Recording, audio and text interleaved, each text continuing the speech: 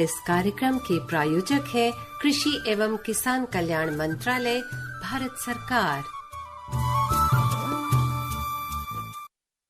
प्रधानमंत्री किसान मान धन योजना। मिलेगा पेंशन का सहारा, कृषक ना होगा बेसहारा। जुड़ेगा खुशियों से नाता, कटेगा सुख से बुढ़ापा। सुरक्षित होगा अन्नदाता, सुरक्षित होगा अन्नदाता। प्रधानमंत्री किसान मान धन योजना से लघु सीमांत किसानों का भविष्य होगा सुरक्षित और 60 वर्ष की आयु से 3,000 रूपए मासिक पेंशन होगी सुनिश्चित। 55 रूपए से 200 रूपए की मासिक किश्त देकर प्रवेश कर सकते हैं। 18 से 40 वर्ष तक के किसान इस अंशदायक योजना में सरकार देगी बराबर का योगदान। सभी किसान भाई बहन इस योजना के लाभ के लिए जन सेवा केंद्र में जाएं और अपना निशुल्क नामांकन कराएं। प्रधानमंत्री किसान मान धन योजना, अन्नदाता के परिश्रम को संबल, पेंशन से सुरक्षित उनका कर। कृषि एवं किसान कल्याण मंत्रालय, भारत सरकार द्वारा जनहित में जारी।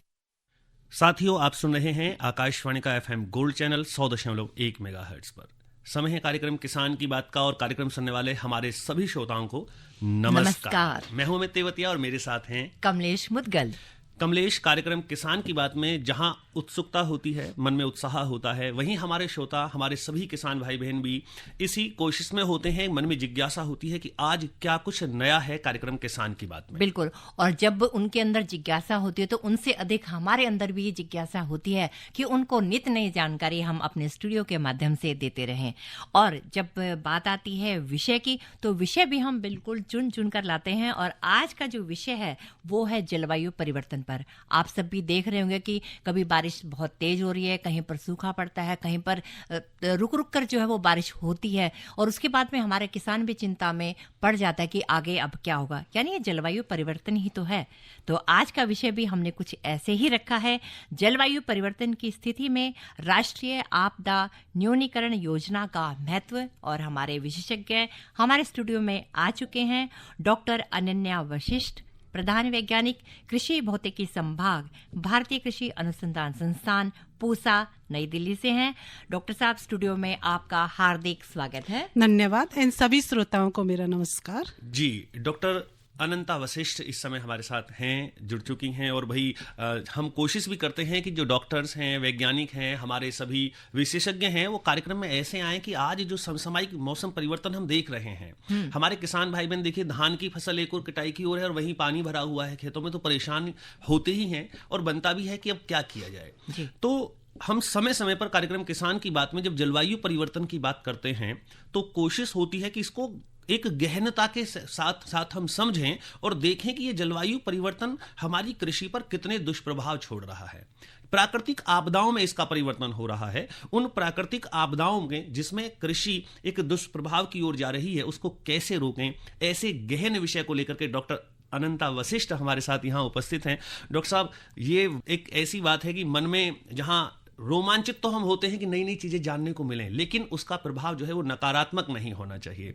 तो सबसे पहले हम यही चाहेंगे कि हमारे किसान भाई बहन भी सब जानें कि जलवायु परिवर्तन क्या है और कैसे प्राकृतिक आपदाओं में बदल रहा है। लेकिन हमारे जो श्रोता हैं उनकी जिज्ञासा भी रहती है, वो भी, उनके भी प्रश्न होते हैं, तो वो पूछ सकते हैं। और उसके लिए हम उन्हें नंबर बता देते हैं, क्योंकि फोन इन कार्यक्रम रहता है, तो आपकी आवाज में ही यदि वो उत्तर सुनेंगे तो उन्हें भी एक संतुष्टि मिलेगी कि निश्चित ही उनके प्रश्न का उत्तर मिला। बिल्कुल। और जो फोन नंबर है, आधे जो हमारे श्रोता हैं उनको तो देखो हमें याद भी हो गया है हमारा नंबर, लेकिन जो आज जुड़े हैं या जो किसी कारण भूल गए हैं तो उनके लिए हम बता दें कि हमारा फोन नंबर है 23421083, 23421081, और दिल्ली से बाहर के श्रोता 011 लगाना ना भूलें। बिल्कुल। तो सबसे पहले डॉक्टर साहब यही जानना चाहेंगे कि जलवायु परिवर्तन आखिर है क्या? जी अमित जी, जैसे कि आपने पूछा है कि जलवायु परिवर्तन क्या है, और जैसे कि आजकल हम अपने प्रतिदिन की जो जिंदगी है या प्रतिदिन हम इसे अनुभव भी कर रहे हैं कि जलवायु में कैसे परिवर्तन हो रहा है।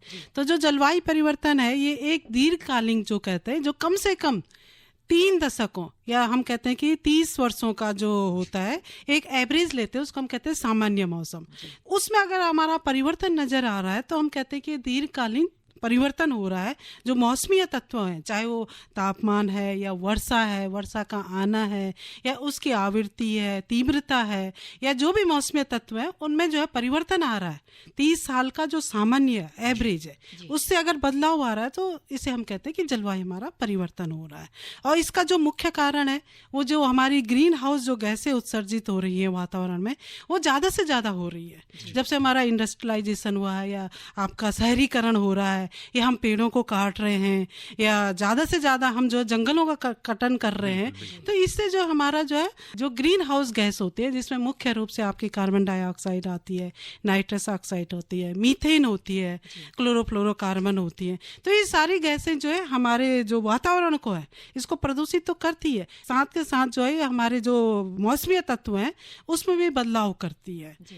बिल्कुल, यानी कि भाई जो औद्योगिकरण है, शहरीकरण की ओर हम बढ़ रहे हैं, वृक्ष काटे जा रहे हैं। वहीं हमारे कार्यक्रम में अनंता जी हम अपने सभी श्रोताओं को कहते भी रहते हैं कि वृक्ष ज़्यादा से ज़्यादा लगाएं। हो सके कि हर एक कोई ऐसा विशेष इस ओकेशन रहे कि जहां हम कोई ना कोई वृक्ष लगाएं, जिससे वृक्ष जितने ज़्यादा होंगे तो हो सकता है कि जलवायु परिवर्तन को रोकने में बहुत बड़ी मदद मिले। वहीं जैसे भी आपने बताया कि जलवायु परिवर्तन हमारे मौसमी तत्वों को प्रभावित कर रहा है, लेकिन बात आपदा की है, क्योंकि आज का जो हमारा विषय है वो है जो राष्ट्रीय आपदा न्यूनीकरण। तो आपदा, ये जलवायु परिवर्तन आपदा में कैसे बदलता है? जी, जैसे कि हम देखते हैं कि जलवायु परिवर्तन है जो हमारी जो हाइड्रोलॉजिकल साइकिल होती है ना, जल विज्ञान चक्र है, इसको प्रभावित कर रहा है। तो जलवायु परिवर्तन से अभी जैसे मैंने बताया है कि तापमान में वृद्धि होती है, तो इस कारण से जो हमारा हवा का तापमान बढ़ रहा है, हमारा जो जल का तापमान है, जैसे हमारे समुद्र का जल है, पानी है, उसका भी तापमान बढ़ रहा है। तो इस तापमान में वृद्धि होने से जनरली जो हमारे ग्लेशियर पिघल रहे हैं, तो इससे क्या है, समुद्र का जो स्तर है वो बढ़ रहा है। और कई बार क्या होता है, जो तूफान आ रहे हैं उनकी जो आवृत्ति होती है वो ज़्यादा बढ़ जाती है। ज़्यादा बार आप देख ही रहे हैं कि समय समय पर जो आ रहे हैं उनकी आवृत्ति में बढ़ोतरी हो रही है, और जो हवा की गति है वो बढ़ जाती है, तेज हवाएं आ रही है। इसके साथ साथ जो वर्षा है, वर्षा की जो तीव्रता में भी हमारी बढ़ोतरी हो रही है, गर्म लहरें आ रही हैं। वो भी देख ही रहे हैं आप, पिछले मई या अप्रैल के माह में आपने महसूस किया है अभी जो हमारी जो हीट वेव थी, गर्म लहरें थी, इसमें भी काफ़ी बढ़ोतरी हुई है। तो ये सब जो है एक टाइप से जो आपदाएं हैं, ये जो हमारे जो है ये मौसम से काफ़ी निर्भर करती हैं। जो भी प्राकृतिक आपदाएं हैं, मैं तो कहूँगी जो 90% जो आपदाएं आती है वो मौसम पे निर्भर करती है, मौसमी पर निर्भर जो आपदाएं वो आती है। जी। और अमित, जब हम देखते हैं कि हमारा अन्नदाता जो हमारा किसान है उसके चेहरे पर जो मुस्कान होती है, अगर वो मुस्कान कहीं ना कहीं गुम होती है तो लगता है कि हमारी कृषि पर वो प्रभावित होना शुरू हो गया, या उसका जो एक आपदा है उसका प्रभाव आना शुरू हो गया। और हम तो यही चाहते हैं कि हमारे जो किसान है उनके चेहरे जो है बिल्कुल खिले हुए रहे जब भी वो मिले कि हाँ आज इतनी मेरे खेतों में फसल हुई है। तो जैसे कि जलवायु परिवर्तन की जब बात होती है तो कृषि पर इसका प्रभाव कैसे पड़ना शुरू होता है, या जब कृषि पर इसका आरंभ होता है कि भी कैसे इस पर प्रभाव पड़ता है, तो उससे हमारे किसान बहन भाई क्या समझे? जी, जैसे कि कृषि में आपका नुकसान होगा, ऑब्वियस है, क्योंकि जो खेती है हमारी उनके लिए भी जो है उपयुक्त मौसम की आवश्यकता होती है। चाहे वो कोई भी चरण है उनका, चाहे बुआई का चरण है या उसके बाद का चरण है, विभिन्न चरण होते हैं उनकी, जो वेजिटेटिव ग्रोथ है, वनस्पतिक वृद्धि है, या उसके बाद उसमें फूल लगना है या फल लगना है, या उसके बाद उसकी जो कटाई होती है, इवन कटाई के उपरांत भी जो होता है उसका हम कहीं पे रख रखाव करते हैं या परिवहन करते हैं, तो हर चरण में उसको एक उपयुक्त मौसम की आवश्यकता हो रही है। और जो हमारी आपदाएं हैं, जैसे अभी मैंने कहा कि बाढ़ आ रही है, वो बाढ़ कब आएगी आपकी, जब वर्षा की तीव्रता ज्यादा हो जाती है, ज्यादा बारिश कम समय में हो जाती है। वर्षा की तीव्रता अधिक होने से क्या होगा, आपका वाटर लॉगिंग जैसी समस्याएं आएंगी, तो खेत में ज्यादा से ज्यादा पानी इकट्ठा हो जाएगा कम समय में ज्यादा बारिश होने से। तो वाटर लॉगिंग होने से क्या होगा, कई फसलें हमारी ऐसी होती हैं जो पानी के प्रति काफी संवेदनशील होती है, जैसे दलहनी फसलें हैं, तिलहनी फसलें हैं, या सब्जी वर्गीय फसलें हैं, या जैसे अभी की कंडीशन में मैं देखूँ तो अभी कद्दू वर्गीय सब्जियां हमारी लगी हुई हैं। तो ये सारी फसलें जो है मौसम के प्रति काफी संवेदनशील होती है। तो पे जो वर्षा अगर ज्यादा देर तक खेत में रुक जाता है, ज्यादा पानी ठहर जाता है, तो ये फसलें हमारी खराब हो जाती है, उनकी जड़ें खराब हो जाती है, सड़ने लगती है और हमारी फसलों को काफी नुकसान हो जाता है। और इस जैसे आपकी गर्म लहरें ही हैं आपकी, जैसे अभी आपने जो है मार्च के बाद जैसे अप्रैल का महीना आता है या आपका मई का महीना आता है, तो उसमें जो है आपकी गर्म लहरें आनी शुरू हो जाती है। तो इसमें भी जो हमारी फसलों को काफी नुकसान हो जाता है।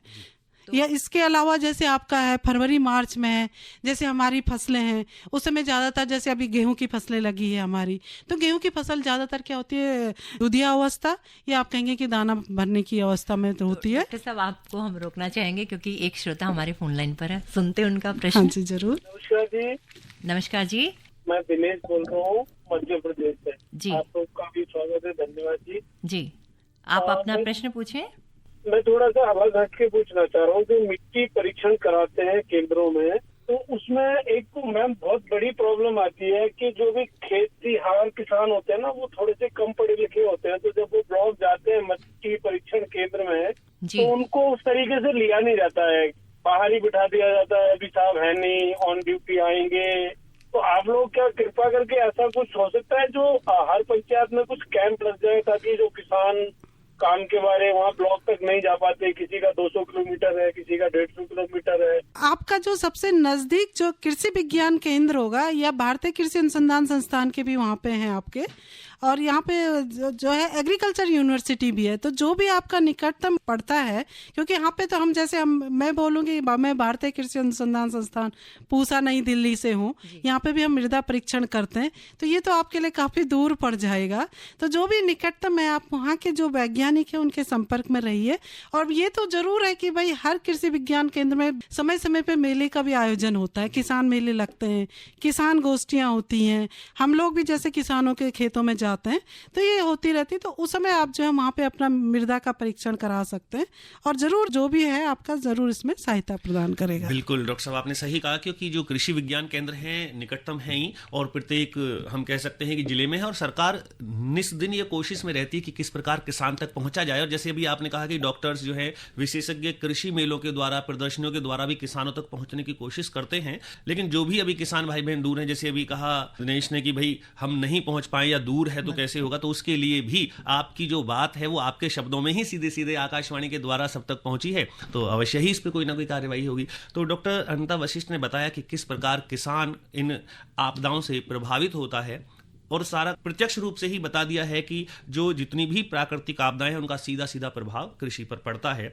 तो कृषि पर जो दुष्प्रभाव डॉक्टर साहब हो रहे हैं इनको किस प्रकार से कम किया जाए, क्योंकि जैसा हम विषय देख रहे हैं कि आपदा न्यूनीकरण योजना, कि कम से कम इसका प्रभाव हमारी कृषि पर पड़े, किसान संरक्षित और सुरक्षित महसूस करे कि उसका दुष्प्रभाव जो है ना पड़े। जी, सबसे पहले तो इसके लिए जो फोरवार्निंग है आपको सबसे पहले मिलनी चाहिए, जैसे मौसम पूर्वानुमान है, तो मौसम पूर्वानुमान की सूचना जितने जल्दी से जल्दी जो है किसान भाई बहनों तक मिलती है, तो उसमें उनको जो है समय मिल जाता है कि अपनी खेती में क्या प्रबंधन करना है, वो उसमें आसानी से कर सकते हैं, जिससे जो भी नुकसान होना है उसमें कमी कर सकते हैं या ना के बराबर कर सकते हैं। तो इसके लिए जैसे मौसम पूर्वानुमान की जानकारी उनको रखना चाहिए। इसके लिए उनको जो निकटतम, मैंने अभी भी कहा है, कृषि विज्ञान केंद्र हैं या उनके नजदीकी भारतीय अनुसंधान संस्थान के जो परिषद के जो भी संस्थान है, उनके कृषि वैज्ञानिकों या मौसम वैज्ञानिकों के संपर्क में रहिए। जैसे मैं अभी यही कहूंगी कि जैसे आपका जो एनसीआर में है, हमारे कई किसान भाई हमारे साथ जुड़े हुए हैं और वो हमने व्हाट्सएप ग्रुप पे अपने बनाए, क्योंकि आजकल जो सबसे आसान साधन है व्हाट्सएप के माध्यम से सूचना देना, और भारत मौसम विज्ञान विभाग भी ये देता रहता है। साथ ही आप जो है FM gold, all India radio के माध्यम से भी ये जानकारी समय समय पर ले सकते हैं। हाँ जी हाँ, तो ये जानकारी आप बीच बीच में ले सकते हैं, और जैसे ही आपको मौसम पूर्वानुमान पता चल जाता है तो आप अपने फसलों में उचित प्रबंधन कर सकते हैं। हर फसल के प्रबंधन में आपको बताऊंगी कि किस फसल में किस टाइप का प्रबंधन करना चाहे, किस आपदा के लिए कौन सा प्रबंधन चाहे, तो ये आप समय समय पे करके उसमें नुकसान होने से बच सकते। कई बार ये भी तो होता है ना अमित, कि अगर हमें मौसम का पता चल गया, हमें मालूम है कि आज बारिश तेज होगी, तो हमने उससे बचने का काम कर लिया, लेकिन उसके बावजूद भी कई बार ये भी होता है डॉक्टर साहब कि कुछ हानि जो है वो हमारे किसानों को खेत में झेलनी ही पड़ती है।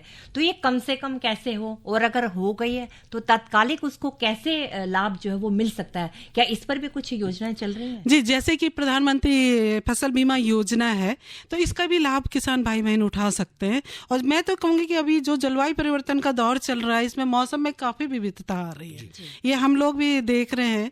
पहले तो हम बात करते थे 5-10 साल पहले कि जलवायु परिवर्तन है, कोई चीज है, लेकिन अभी जो है हम महसूस कर रहे हैं कि जो देख रहे हैं, मतलब जलवायु परिवर्तन वास्तव में हो रहा है। और ये केवल यही नहीं कि हमारे हमारे क्षेत्र में हो रहा है, ये सारे जगह हो रहा है, पूरे ग्लोबल लेवल पे आपका जलवायु परिवर्तन दिख रहा है। तो अगर जलवायु परिवर्तन, और सबसे ज़्यादा जो है हमारी खेती जो होते हैं वही इससे प्रभावित होते हैं, क्योंकि जो भी हमारी फसलें हैं वो मौसम से काफ़ी संवेदनशील होती हैं। तो मौसम में थोड़ा भी उतार चढ़ाव आता है तो हमारी फसलें इससे काफ़ी नुकसान हो जाता है। तो ये जो प्रधानमंत्री फसल बीमा योजना है, इसको ज़रूर आप करिए अपनी फसल में, हर फसल में आप इसका लाभ उठा सकते हैं, ताकि आपका जो भी नुकसान होता है तो उसकी भरपाई से आप कर सकते हैं। कार्यक्रम में बातचीत तो आपसे जारी रखेंगे, लेकिन एक छोटा सा अंतराल हम लेते हैं, उसके बाद फिर मुलाकात होगी अपने किसान भाइयों से। अरे अरे अरे क्या कर रहा है? इधर इधर इधर हम बोल रहे हैं तेरे बीजू का। उतला बोल रहा है? पक्षियों से तो हम खेत को बचा लेते हैं, पर इन घातक रसायनों से कैसे बचाएं? मतलब? देख बेटा, तू जो ये अंधाधुंध रसायन मिलाता है ना, मिट्टी की सेहत बिगड़ने लगी है, और जब माटी ही कमजोर पड़ जाएगी तो उपज कैसे सेहतमंद होगी? अरे पहले ऐसा नहीं था, पूछना अपने बड़े बुजुर्गों से, कैसे फसल लहलहाती थी, शुद्धता झलकती थी। हाँ, माटी भी तंदुरुस्त और लोग भी। अब पहली वाली बात कहाँ? पर अब तो सब यही डाले हैं। सब नहीं, आज भी लाखों जागरूक किसान परंपरागत विधि से फसल उगा रहे हैं, खर्चा कम और उपज की कीमत भी बेहतर पा रहे हैं। सच है? रे बेटे, एक्सपीरियंस से बता रहे हैं, धूप में बाल सफेद नहीं किए हैं। हाँ। ठीक है भाई, मैं भी आज से जैविक खेती शुरू करूंगा। माटी से प्रेम की परंपरा है परंपरागत खेती। हर जोखिम से निकल कर फसल आए, सुरक्षित हो जाए,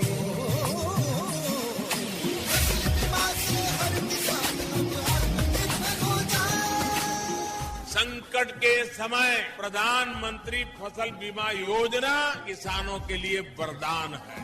अब सूखा पड़े या बाढ़ आ जाए, कोई डर नहीं। अब ओले पड़े या कीट पतंगे फसल खा जाए, कोई फिक्र नहीं, क्योंकि हमने लिया है प्रधानमंत्री फसल बीमा। बुआई से फसल कटाई तक हर जोखिम का दावा, न्यूनतम प्रीमियम पर अधिकतम भुगतान का वादा। योजना से हर साल जुड़ रहे हैं 5 करोड़ से ज्यादा किसान। अब आपकी है बारी। नजदीकी कृषि कार्यालय, सहकारी समिति, बैंक शाखा, अधिकृत बीमा कंपनी या जन सेवा केंद्र में स्वेच्छा से करा सकते हैं पंजीकरण। फसल बीमा पोर्टल या फसल बीमा ऐप द्वारा भी कराया जा सकता है पंजीकरण। प्रधानमंत्री फसल बीमा योजना, आपकी फसलों का संपूर्ण सुरक्षा कवच। कृषि एवं किसान कल्याण मंत्रालय।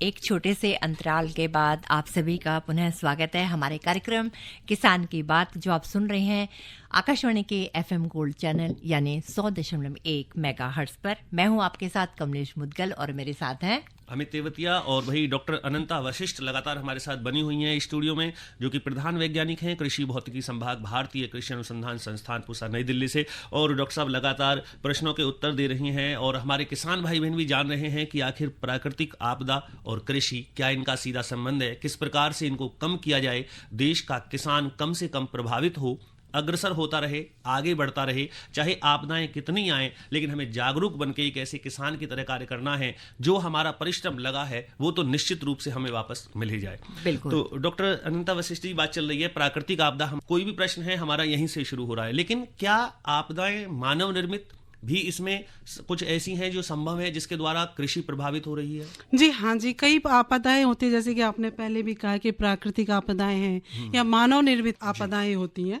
तो मानव निर्मित आपदाएं मुख्य रूप से जैसे कई बार होती है, कोई इंडस्ट्री दुर्घटनाएं हो जाती है ना, उसमें हो जाती है, या कोई भी आप जैसे गैस रिसाव होता है तो ये भी मानव निर्मित उसमें आती है, या आपकी जो परमाणु ऊर्जा संयंत्र है उसके से भी जो घटनाएं घटित होती हैं वो भी सारी आपकी मानव निर्मित है। या आप जैसे कई बार जो है ये कर लेते हैं, पॉइजन जैसे डालते हैं या ज़्यादा से ज़्यादा पेस्टिसाइड डाल देते हैं, है ना, तो उसकी वजह से भी जो है कई बार जो है ये एक आपदा का रूप धारण कर लेती है। खेती में अत्यधिक उर्वरक और जो हम रसायन का प्रयोग करते हैं वो भी हानिकारक ही है। वो भी हानिकारक ही, मैं ये कहूंगी कि वो भी जो है हानिकारक ही हो जाती है।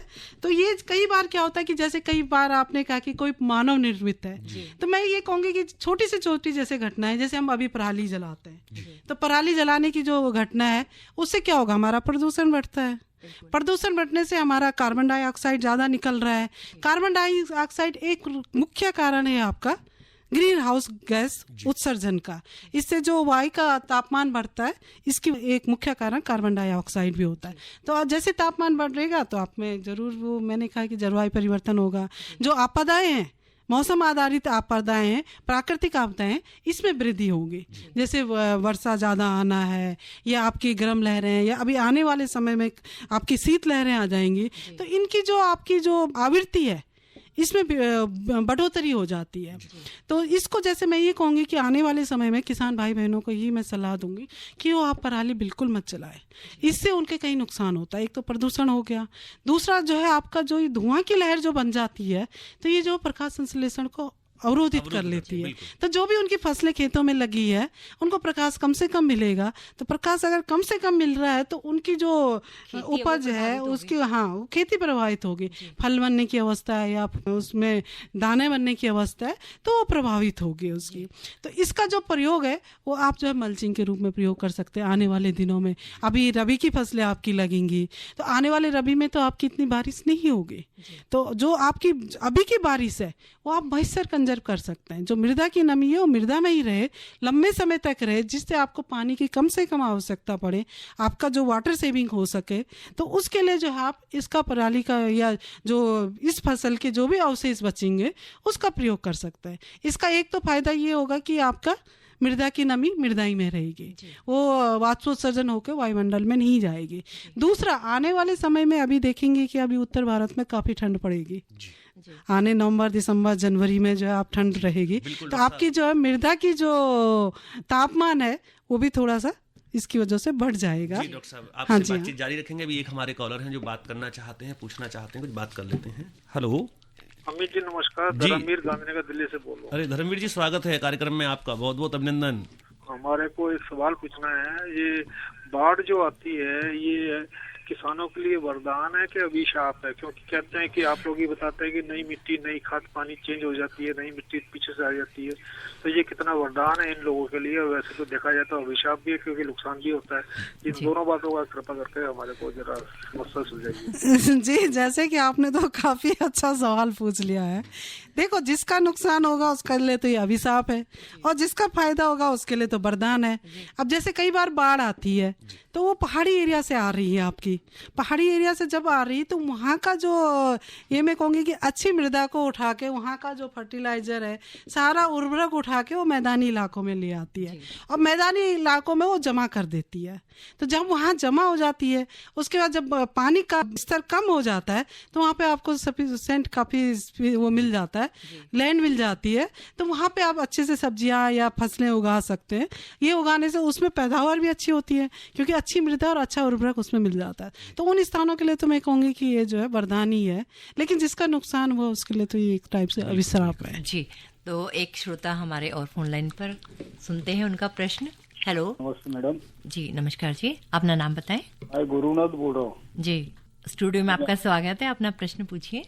जी मैम, मेरा क्वेश्चन है जो साइक्लोन के बारे में, जो समुद्र में जो चक्रवात उठते रहते हैं, मतलब पहले ऐसे देखा जाता कभी साल भर में 1-2 बार आया, जो 20-25 साल आगे पीछे जाए तो मैडम ये क्या है, ग्लोबल वार्मिंग की वजह से, मतलब ये जलवायु परिवर्तन की वजह से होता है। इसमें जो जान माल का जो बहुत ज्यादा नुकसान होता है, जो हमारे तरफ भी आता है, अरबी समुद्र में भी आता है, हिंद महासागर में भी आता है, तो क्या ग्लोबल वार्मिंग की वजह से ये जो जल्दी जल्दी आते हैं? हाँ जी, हाँ जी, ये जो आपने सही आंसर दिया, ये जलवायु परिवर्तन की वजह से इसका आ रहा है।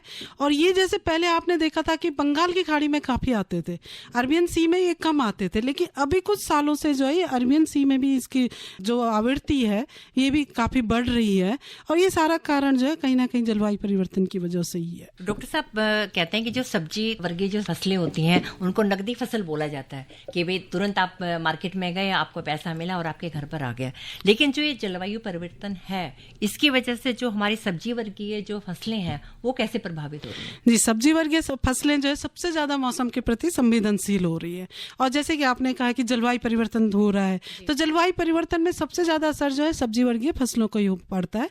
तो इसके लिए जो है हमारे लिए जो हर दिन जैसे जब भी हम कोई कृषि कार्य करने जाते हैं सब्जी वर्गीय फसलों में, तो मौसम की जानकारी होनी अति आवश्यक है कि आने वाले दिनों में क्या मौसम किस करवट बदल रहा है, क्या वर्षा ज्यादा होने वाली है या कम होने वाली है, तो उसमें उस टाइप का हमको प्रबंधन करना है। जैसे कि अगर ज्यादा बारिश हो जाती है तो ये भी नुकसानदायक है, लंबा ड्रॉट पीरियड, सूखा पीरियड भी ज्यादा पड़ जाता है, लंबे समय तक उनको पानी नहीं मिलता है, मॉइस्चर स्ट्रेस आ जाता है अगर, तो वो भी उनके लिए नुकसानदायक है। तो दोनों अवस्थाओं में हमको जो है इन फसलों में प्रबंधन करने की बहुत ज़रूरत है।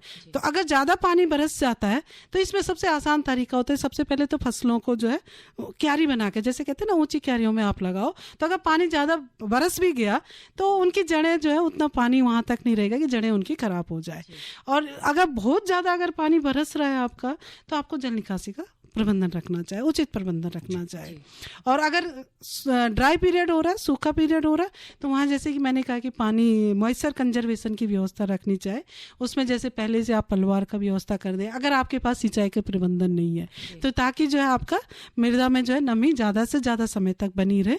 और अगर आपके पास सिंचाई की व्यवस्था है तो आप जो उसमें सिंचाई कर सकते हैं, समय समय पर सिंचाई कर सकते हैं। और यह आपने जो रेन वाटर हार्वेस्टिंग की है, जल निकासी के द्वारा पानी एकत्रित करके रखा है, उस पानी को भी आप जो है उसमें डाल सकते हैं, प्रयोग कर सकते हैं समय समय। डॉक्टर साहब, कार्यक्रम में चलते चलते एक प्रश्न और अभी दिमाग में है कि जो आपदा आ रही है जिससे किसान प्रभावित हो रहा है, क्या वैज्ञानिकों के द्वारा या कृषि संस्थानों के द्वारा कुछ ऐसे प्रशिक्षण किसान भाइयों को दिए जा रहे हैं कि जिसके द्वारा वो ऐसी अगर आपदा आ जाए तो उसमें वो अपने को सुरक्षित कर रहे हैं? हाँ जी हाँ, जैसे समय समय पे उनको जैसे हम किसान अवेयरनेस प्रोग्राम करते हैं या किसान गोष्ठी करते हैं, तो उसमें समय समय पर हम ये बताते रहते हैं कि भाई आप जैसे भी आपदाएं आती हैं, मौसमी घटनाएं होती है, चरम मौसमी घटनाएं होती हैं, तो इनकी जो फॉरवार्निंग समय समय पर ले लीजिए। इसके लिए जैसे विभिन्न ऐप भी बने हुए हैं आपके, मेघदूत ऐप है, या जैसे आकाशीय जो बिजली गिरती है इससे भी काफी जान मान पशुओं का नुकसान हो जाता है, तो इसके लिए भी जैसे दामिनी ऐप है बना हुआ है।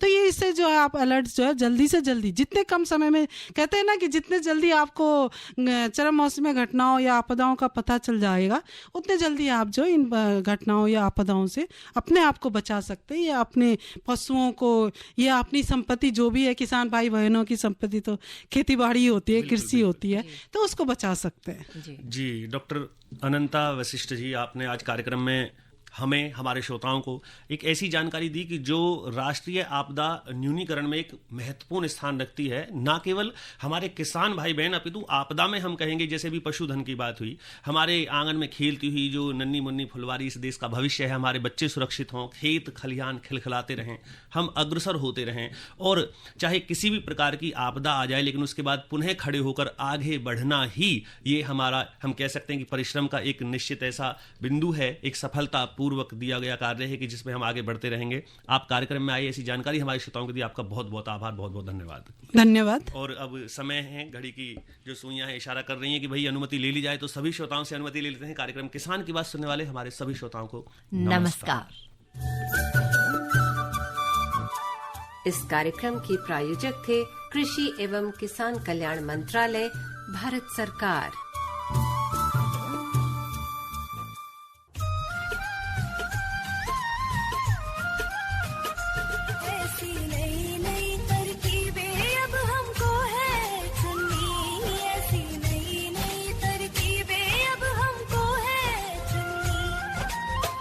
हमारा